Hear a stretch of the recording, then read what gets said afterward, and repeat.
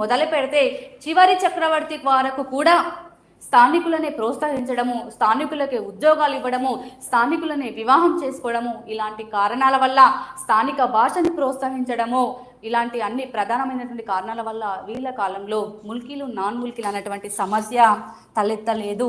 కానీ వీళ్ళ తర్వాత పరిపాలించినటువంటి అసఫ్ జాహీలు, కుతుబ్ షాహీల తర్వాత పరిపాలించినటువంటి చక్రవర్తులు అసఫ్ జాహీలు, మరి అసఫ్ జాహీల కాలంలో మాత్రము ఈ ములికి నాన్ ములికిలు అనేటువంటి సమస్య ఆకాశానికి ఎగుస్తుంది.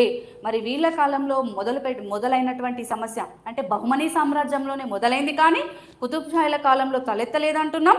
చివరికి అసఫ్ జాహీల కాలంకి వచ్చేసరికి ఇది తారా స్థాయికి చేరుతుంది. కారణం ఏంటంటే అసఫ్ జాహీల సామ్రాజ్యాన్ని 1724 సంవత్సరంలో స్థాపించినటువంటి చక్రవర్తి నిజాం ఉల్ ముల్క్ కదా. ఆల్రెడీ మనము అసఫ్ జాహీల గురించి కూడా చూసాము. ఇక్కడ జస్ట్ మీకు ఎగ్జాంపుల్ కొరకు మాత్రం ఈయన పేరు చెప్తున్నాను. ఓకే, అసఫ్ జాహీల వంశాన్ని స్థాపించినటువంటి వ్యక్తి 1724 సంవత్సరంలో నిజాం ఉల్ ముల్క్.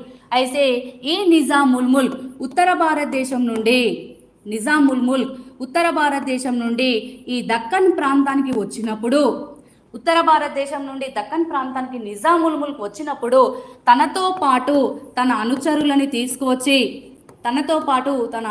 తీసుకువచ్చి ఈ దక్కన్ సామ్రాజ్యంలో వారికి గొప్ప గొప్ప మంత్రి పదవులతో పాటు ఉన్నత ఉద్యోగాలు ఇవ్వడం జరిగింది.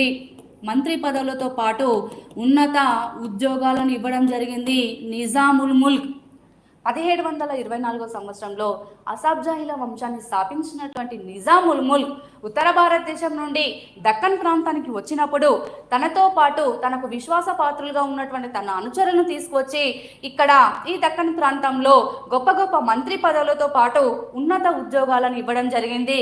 అయితే వాళ్ళు వచ్చిన తర్వాత ఈ అనుచరులు ఎవరైతే ఉన్నారో వాళ్ళ తర్వాత వీళ్ళ యొక్క సంతతి కూడా ఇక్కడనే స్థిరపడిపోయింది. అంటే వీళ్ళందరూ ఇక్కడ ఏమవుతారు, నాన్ లోకల్ అవుతారు.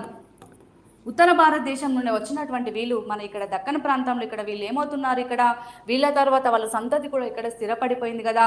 వీళ్ళందరూ ఇక్కడ ఏమవుతారు, నాన్ లోకల్.